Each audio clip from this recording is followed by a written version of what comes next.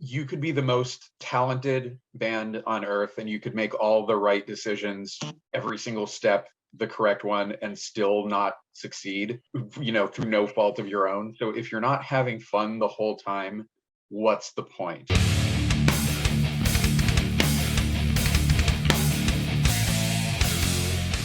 Ghost Cult Magazine welcomes in Devin Reiche of Anubis. How are you today, Devin? I'm doing great, Keith. How you doing? I'm hanging in there for the end of the world. I often make this joke. It's probably lame by now to all our viewers, but all the plagues and famine and wars that metalheads have sang about for 50 years. Here it all is, all Yeah, in all in well, a span of a couple of years. I think that metalheads wouldn't have been singing about them for 50 years if they hadn't been going on for 50 years. So Oh, that's kind of nothing. millions. Millions of years. Yeah, no doubt, no doubt. The world is the world. It's going to keep on turning. I'm trying to stay positive despite my gallows humor, and I really hope you and the band and your family and friends and conspirators are all well as we speak today, because Yes, it has been a tough. absolutely. It's been just such a tough time for everybody, and I like to be Oh sensitive. yeah, I have had a few guests come on and say I'm not okay, and I don't want to talk about it, and I get that too, right. because That's like totally understandable. you can't take the human part out of this thing. I'm very empathetic, maybe to a fault. And hey, what are you gonna do? But Anubis, man, a lot of exciting stuff happening with your band. Brand new video and single coming out from your new Yes, upcoming EP. Lots to unpack and discuss. Eternal Youth, Eternal Night is the EP coming out soon, and the video is anachronism, one of my favorite words correct. ever. You pronounced it correctly your first time. That's And yeah, unlike your name originally offline. So hey, I'll throw myself on a sword whenever possible because life is a joke and death is the punchline, as my yes, man it is.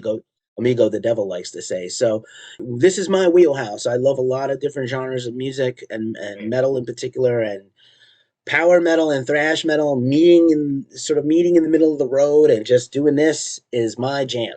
So I dig your band. I've actually followed it for a Thank you minute. very much. Yeah, man. Yeah. So we're the very excited to talk about all the cool things going on in 2022. But before we do that, what's the origin story of Anubis and how did you guys form? Oh God, the origin story of Anubis.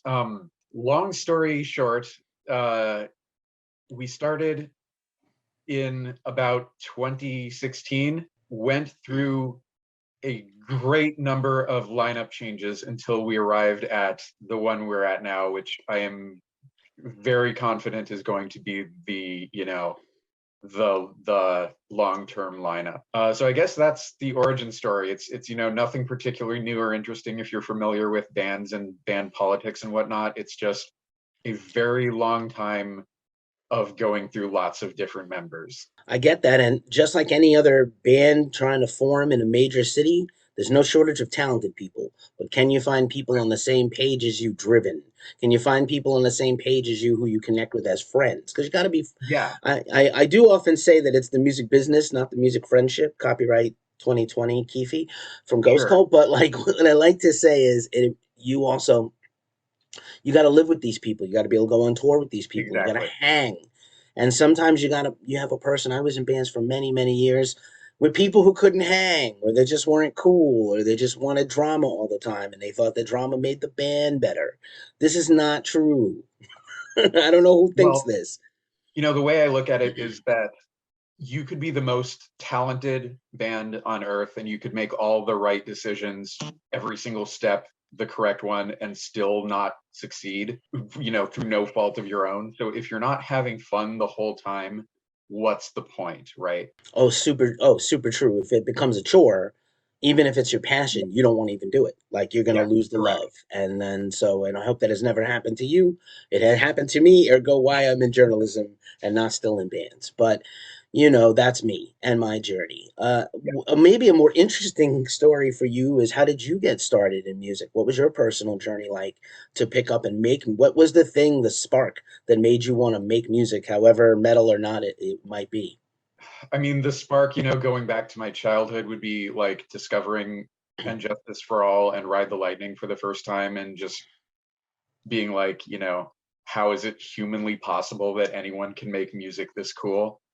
Um, uh, think the more interesting story is just that I tried being a guitar player for a very long time.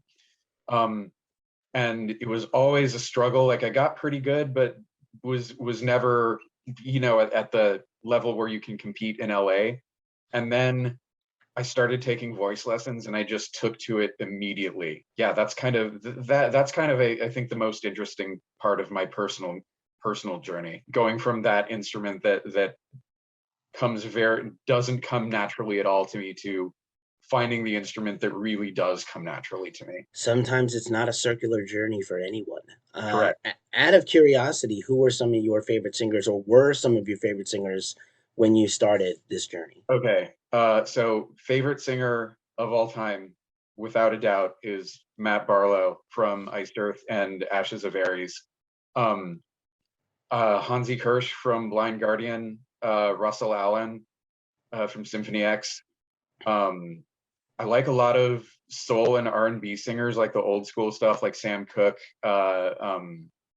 Gene Chandler, Ben E. King, those guys. Yeah, that's kind of what I'm about. Very eclectic. I like it. I love Barlow. Of course, Oh you mentioned some greats, and you can't really go wrong with the Stax or the Motown for the yeah, yeah, classics. yeah, All yeah, these guys totally. came, seemed like they came, they didn't, but it seemed like by the time they got to our ears, they came out fully formed. And it was like, yeah, Sam Cooke is a guy, and Otis Redding, I urge people to always go back and listen to, even if it's not your jam, try Yeah, them yeah, out, because like you will hear a lot of the stuff today that is copied and done in pop music and rock music and metal. We all borrowed and learned from somewhere else. Someone told us it was the right, this is the right thing to do here in a phrase, and right, it's from somebody else.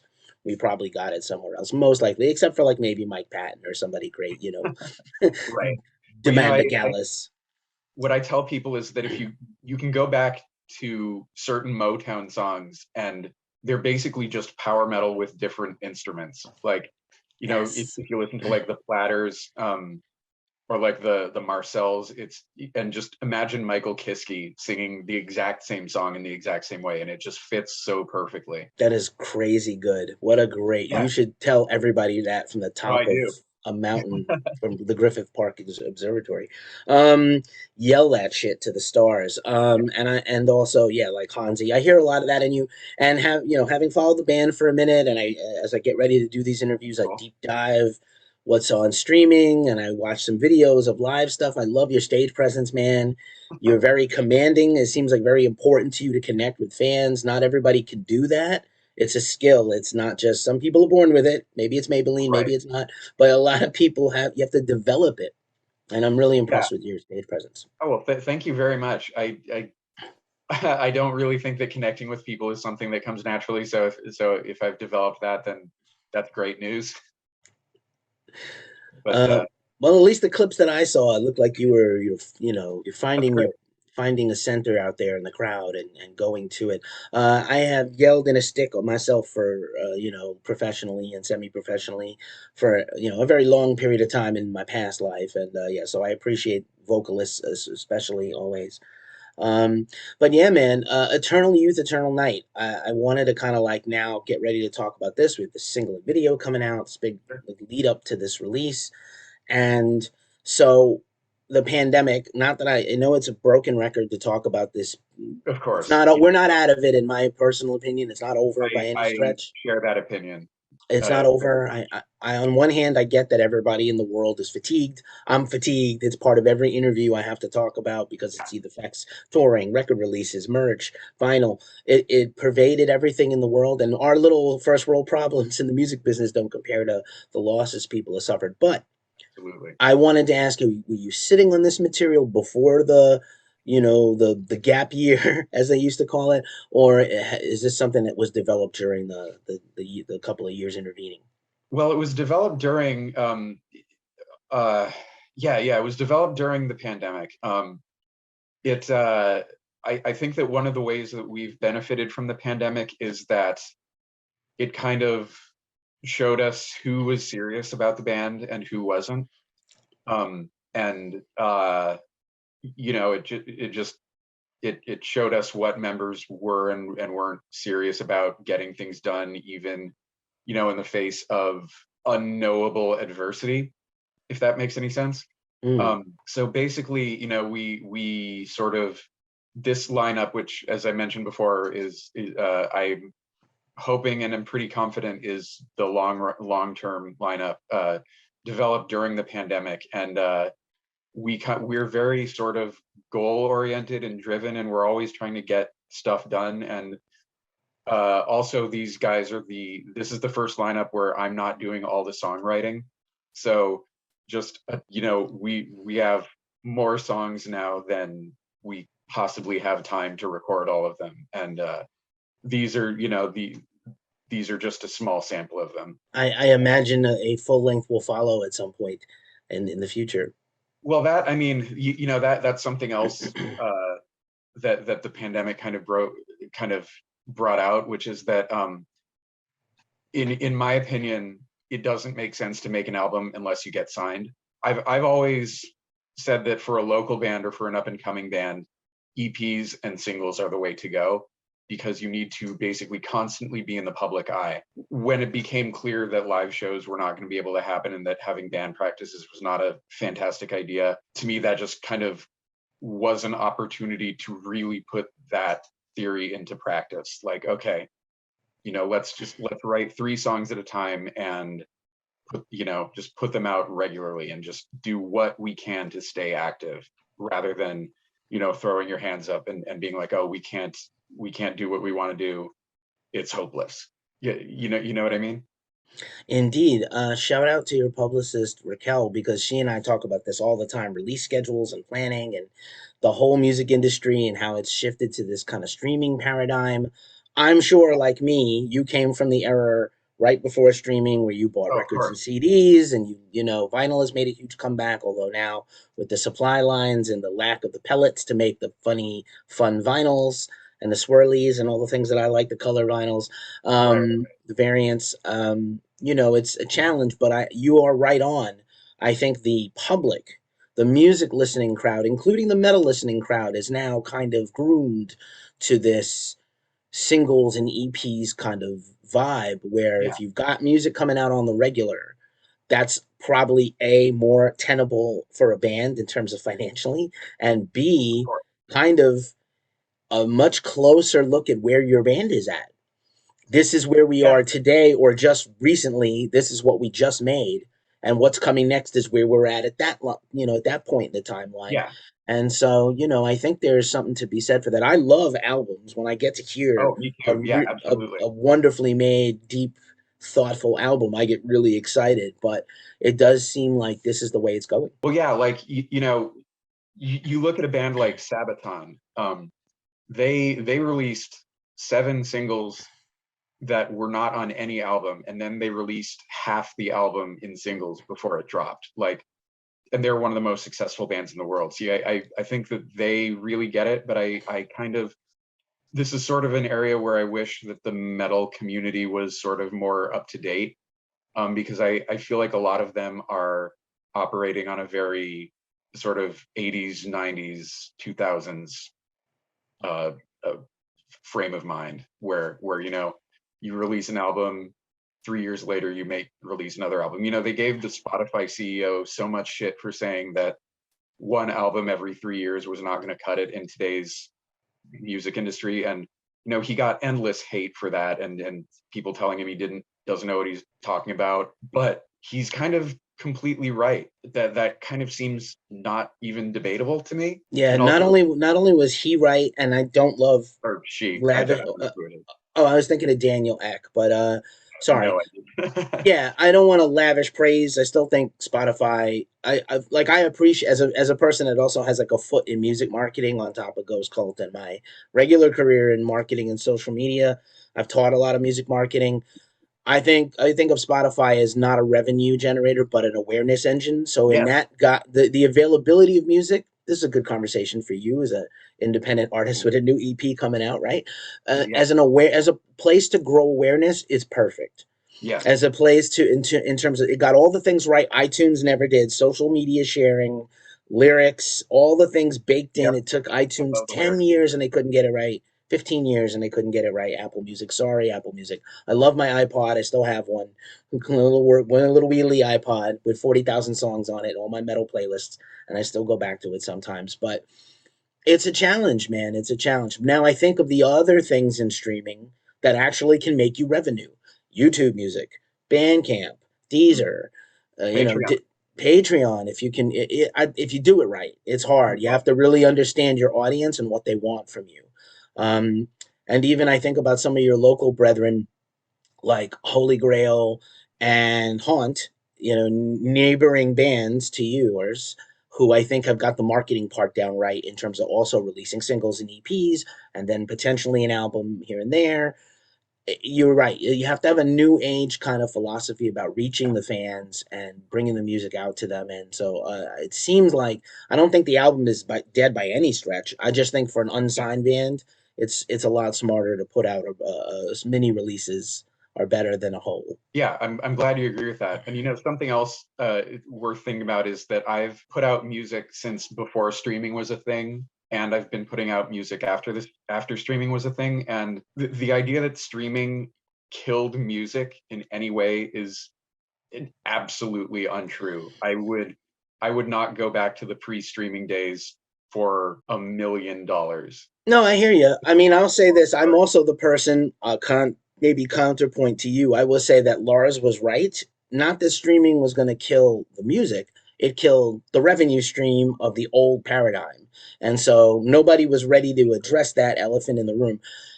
This is something you and I will not fix today, but in the world, like I would love to cure cancer because fuck cancer, but like we're not going to cure cancer. I'm not a microbiologist with a specialty. I'm a music nerd who was a minor in musicology and I played music for a long time. So I love, that's why I do what I do. But, you know, I think the fun thing about, or the funny thing is music is the only genre of entertainment that gives away its whole thing for free. Free. Nothing is free, but Free, yeah. you know what I'm saying? Like you don't get to see the whole movie The Batman before you go to the theater to see it.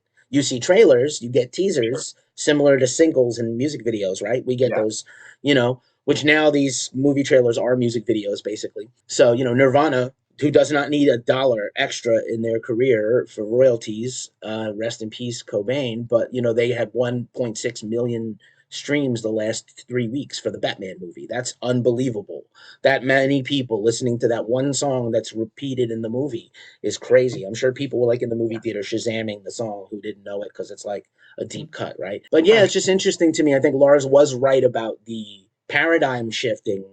And if the old way of making music, this is what you did. You sold this piece of petroleum for 18 to $26 and it was easily ruined, by the way. Yeah. You know, Oh my God. I have a lot of expensive coasters Yep. in my Same life that here. were like, you know, you can't leave them around, you can't touch them by accident. Don't, you know, if Nope. you, I have another podcast where we talk about vinyl. Don't put your fingers on the vinyl, people. Your oily hands, grossness ruins the vinyl. And same thing with a CD. Oh God, I hate physical media so much. Yeah, I hear you, man. Me, I'm the opposite. I love books and I love vinyl and stuff. But I Yeah, yeah, hear you. Like in terms of just the portable world we live in, where we have these computers in our pockets that do everything. Just digital music, free and open, makes the most sense in terms of enjoyment and availability and discovery. And so yeah. for I the, completely to agree. get to not bore people and take them away from talking about your band, music discovery is the way that Anubis will get into the ears and the eyes of more people. You will Yeah, make money from other places, but discovery has to be a thing. And the music industry, you know, they did. We can have another discussion another time about how all the big labels colluded with the streaming services to just kind of, hey, I know nothing about take our stuff. That's a whole thing. We're not gonna, unfortunately, Scooby Doo mystery fix that thing. Yeah, that. I don't know anything about at all. yeah, I got you. It's not a conspiracy. I come from facts. At me in the comments if you want to. I got you, all everybody. And I'm the person who will say at me in the comments. It's fine, or at Ghost Cult Mag on Twitter. And so yeah, man. You also, I want to say, like, in addition to your band is killer and you have this killer EP and video. I have gotten to see the video before it came out, and Right. it is amazing and really well done. And I feel like Thank you, you. just like you picked your band members thoughtfully, you've picked your collaborators to create things like this video very thoughtfully. So if you want to talk a little bit about the video, I would love to hear it. Sure. It actually wasn't the collaborators on that video were actually not very thoughtfully picked. It was one of those undertakings where just every single element fell perfectly into place on its own. So basically, what I did is we rented out, or we didn't even rent out. They just let us use the basement of a theater in Petaluma, California, called the Phoenix, which is said to be one of the most haunted spots in the entire country, if you're into that kind of stuff. And basically, I just called everyone I know and asked them if they wanted to be an extra in a zombie music video. And I probably got about 40 yeses, and then 30 people showed up. And, you know, 3 of them turned out to be really talented makeup artists. And one cameraman is the guy who's been doing, I've been doing music videos with him for a while. He did most of the music videos for my old band Hatchet. Everyone was decently serious about it, and it was just a really fun time for everyone. Killer. I didn't know if you were a fan of the zombie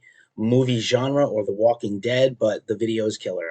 I can't wait for everybody to see it. I think they're gonna wet themselves. They're gonna get moist when I they see it. It's fun. I'm going to leave that judgment up to other people, but I will say that I'm actually kind of really surprised how well it ended up turning out.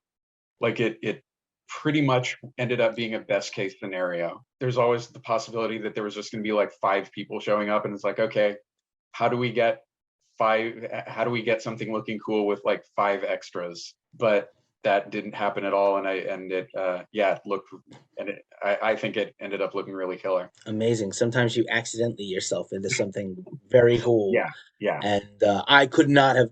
I couldn't tell. It looked like a super professionally done video. It looked as pro as anything I've seen this year. So I still love music videos. I'm always Oh rooting yeah, for some kind of I know Gimme Metal is trying to do a TV version that they have, and if there was any justice in the world, this kind of video would be on there. So I'll whisper to those sure. guys. So yeah, a lot of fun. What's possible for you in terms of when the CP drops? Are you going to be able to do sort of is the release show passe? Are you still going to be able to do one? What do you think about that? No, so we've got a release show at the Whiskey A Go Go on April 19th. Killer, it's coming right For up. anyone in LA who wants to go, just like hit us up on Instagram or Facebook or whatever. Right on. What's the out of curiosity, because maybe you can tell me, post as we I don't think we're post pandemic, we're not, but like as we move through it, what's the scenario like in LA for shows? Because I still see tours hit all the same big Right. venues, and we know about the tiny venues like 1720. But what's going like were there a lot of closures? I'm in Northern California, and I'm not really Okay. as plugged in as I am. I'm not really familiar with the live music scene in LA for bands. So it's pretty much back to normal for all intents and purposes. It's basically back to normal at this point. You know, the infection rate is really, really low now, and the vaccine is available to anyone who wants it. So I think if we're both in agreement that the pandemic isn't over, then I think we would both question the wisdom of that. But I also feel like there's this collective understanding that you gain nothing by being the one person not having fun, if that makes any sense. Like you being the one person not going to a show isn't going to save anyone from having the virus transmitted. It's not going to make you any less safe because you still have to go grocery shopping and go to work, and people there are being completely unsafe. So, for better or for worse, we're definitely at the, just power through it for however long it takes phase. Right on. That is very good wisdom, and I would ascribe to that as well. My fear is that we're just going to get another variant, and Oh, yeah, all absolutely. this goodwill, and all this like then mask mandates are over, and hang with your friends, and then a variant is going to come in because you saw what the last one did, and it's Right. going to be lethal to a lot of people. And stupidity abounds anyway. Just look at your internet, just look at your friends sometimes and what they post. Right. So I'm all for. I understand about fatigue. I understand about the wishy-washy nature of all the information we've been given. Right. Even friends of mine in the scientific community scratch their heads at some of the stuff that's been inconsistent, and I understand Well, everybody's feelings. All that is fair. I'm not negating anybody's experience. And if you got the of course. vaccine and you had a bad reaction or some kind of terrible thing happen to you, I am not, taking that away from you. But at the Yeah, same of course. time, you have to understand, are we going to sacrifice right now for the rest of our lives? Or are you going to be, remember that guy? You're going to be that memorial page on Facebook instead of Yeah, being that person in the front row of a show. And I want yeah, to still be at the front row of shows. I know I do. I've been I tell people, my staff is global. I tell people like how many shows I've been to, and they're like, what? What are you, nuts? I'm not only nuts, I'm going to these shows. I went to two back to back this weekend. I'm going to three more punk shows this week. And I good. got some stuff coming up in April. I'm trying to live my life because I lost, so we all lost time. Time Yeah, is the one resource you can't make more of. You can make more it is. riffs, you can't make more time. I definitely think that COVID is just something that's going to be a part of, the day-to-day health scenario for the foreseeable future. I am glad that the Omicron variant was so much less strong than the previous variants. Yeah, I mean, at this point, all you can do is just get the vaccine and Yep. I'll tell you, and it may not be favorable, but I never care about these things. However many boosters it takes, however many more shots I got to yeah. get, Oh free yeah. or not, insurance or not, I'm gonna find a way because I don't want to go back to the 511 days or something without a show when I was Yep, miserable and wishing my exactly. life would come back. I'm used to doing. I did these interviews for years in person or over the Oh really? phone. I didn't never did a bit like rarely did a Skype interview or a Zoom interview. I don't think I knew what Zoom was before 2020 anyway. So maybe it's late 2019. So Yeah. that's how it goes. We're gonna get through this together. I'm still gonna keep being, thoughtful about this thing. I don't want to Oh yeah. get sick. It sucks.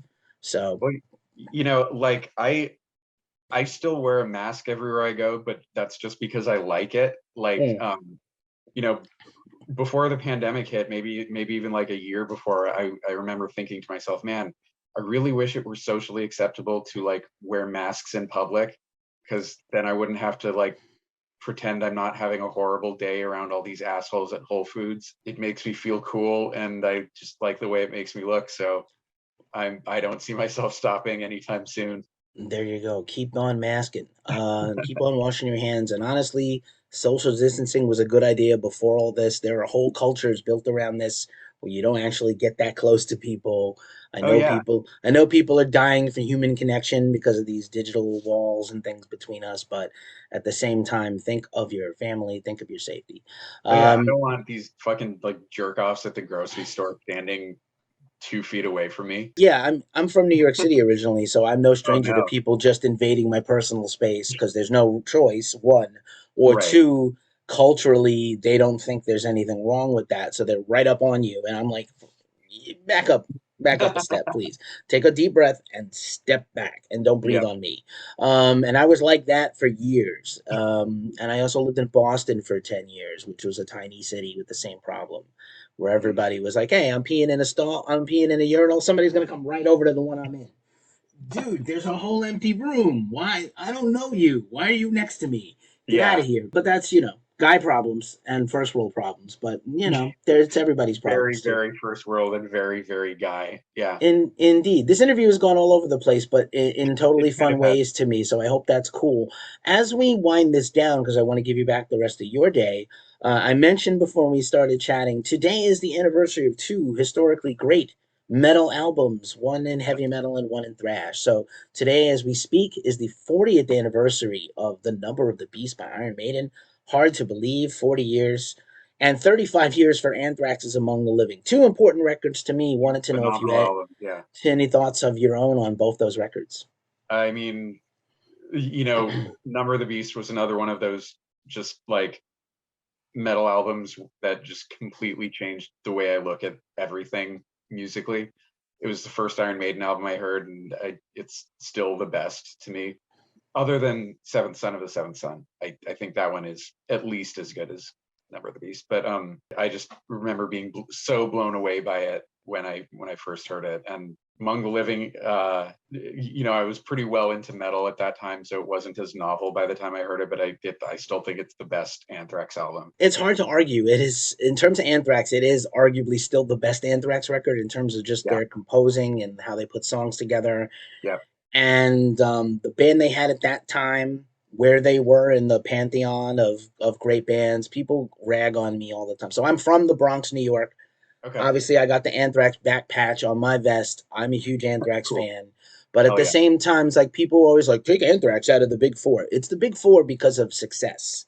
It's not because Right. of the big Right. four of who, yes, if you were talking about who originated the genre, you need Exodus in there. If you're talking about consistency over their whole career, you might pick Overkill.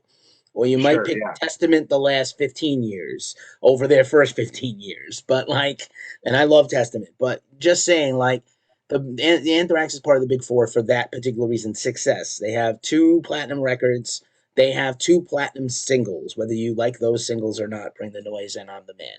So, Oh like, yeah. you can't ignore those facts that Slayer doesn't have those and Megadeth doesn't have those. And I'm talking Really, about terms, Megadeth doesn't have any platinum they singles? have platinum. I don't think they have a platinum single. They have Hmm. platinum. They have that. I think Countdown's platinum, and Rust in Peace I think was gold.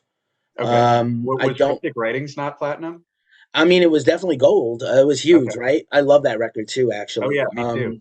such I a good love record. that period of Megadeth. I love Me all too. Megadeth. Yeah, same. I'm looking forward to that Nick Menza documentary actually. Yeah, me That too. that Ellefson is working on because I love Nick. I was rooting for Nick to come back every day he was not in the band, believe me. Mm. And then in terms of Number of the Beast, man, you really Maiden.